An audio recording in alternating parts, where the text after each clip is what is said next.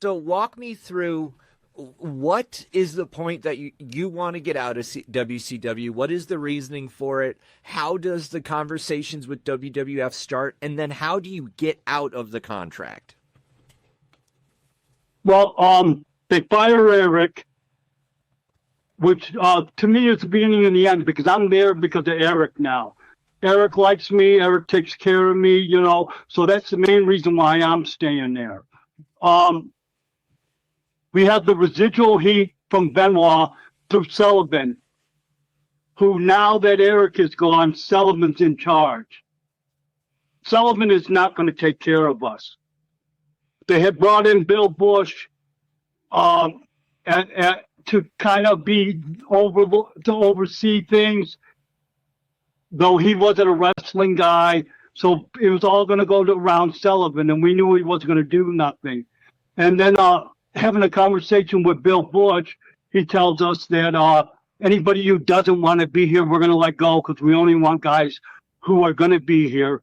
And we express our concerns about, Sullivan being in charge of the book. And Bill tells us, he goes, well, I spoke to some of the guys who are on top, and we press him to find out exactly who he's talking to, and Hogan's one of them. And he goes, and some of their opinions is that you guys are too short and you don't have enough charisma to be pushed, which is what that is they called a group of guys the vanilla midgets because they had no charisma and they were too small, which just infuriated me. You know, that and I should have asked Hogan, why did you say that? Because who the knows if he even did say that? I don't know. But that just infuriated me to where I can't keep my opinion to myself no matter how hard I try. So I started telling Bush, well, you said you'd let us go, so we went out. And we would not give an inch on that. And originally, there was me, Dean, Chris, Eddie, I think Conan and Mysterio originally was the six in there, but they balked at us. And I think Conan and Mysterio backed off a little bit. That just made me drive farther forward. I started screaming at Bill Bush, telling him, you know, are you a man of your word, or are you a liar? You said you'd let us go. We went out. And then while that was happening, we were still part of the show. And Vince Russo was booking the show, but we knew he was short-lived because Sullivan was an expert at surviving. And we were to have matches, and we're supposed to be going over. And Mike Graham was the agent, and Mike Graham would have us do the job. We'd come to the back, and Vince Russo would go, what the fuck are you guys doing? You're supposed to go over. We'd tell him, well, no, Mike Graham told us that we were doing the job, and Kevin Sullivan was doing that. So I went to Bill Bush, and I said, okay, we don't want Mike Graham or Kevin Sullivan as agents. We only will work with Arn Anderson.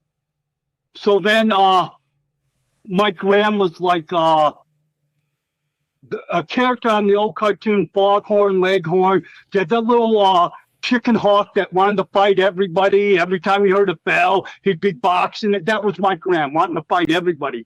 So Mike Graham comes up to me in Cincinnati, Ohio, at a Raw or Nitro, and he goes, you fucking guy said that you don't want to work with me. And I tell him, yeah. I go, you fucking keep switching the finishes on us. So he pulls a knife out on me, and he goes, you know, I'll cut any one of you motherfuckers, this and that. So now he's threatening my life. So the four of us go to Turner and Time Warner, which has a human resources department. And we tell them, you know, I tell them that our wives are scared of us working there, that they are threatening our lives. It's an unsafe work environment. And that's how we got out of our contracts, because Mike Graham threatened me with it. And they had, because we were going to sue them as an unsafe work environment. While that was going on, I had my, at the time, internet guy, Jeff, contact Bruce Pritchard. who had some connection with Pitcher and let them know that we were getting out of our contracts.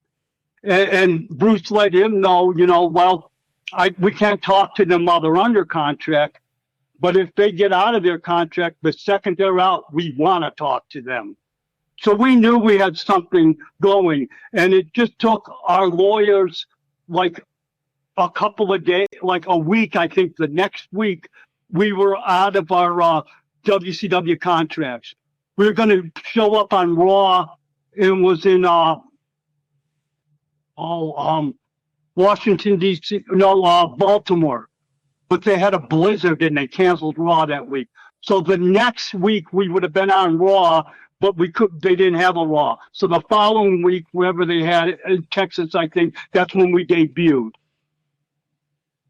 So we actually did in between, we did this a tape, like a SmackDown, I think it was, and Eddie got hurt. It was supposed to be, we did me and Eddie against the New Age Outlaws, Yeah. Dean against X-Pac, and Benoit against Triple H. And it was supposed to be Dean was going to put over X-Pac. Me and Eddie were going to go over on the New Age Outlaws, and Chris and Hunter were going to go to a draw. So we were working for a contract. That was the initial thing that happened. But since Eddie got hurt and it fucked up the finish and they ended up pinning Eddie, they had to go to something else. So on the fly, they wrote the story where we originally we were being brought in as baby faces. And they switched it to where we double-crossed Mick Foley, and that's how that storyline got started,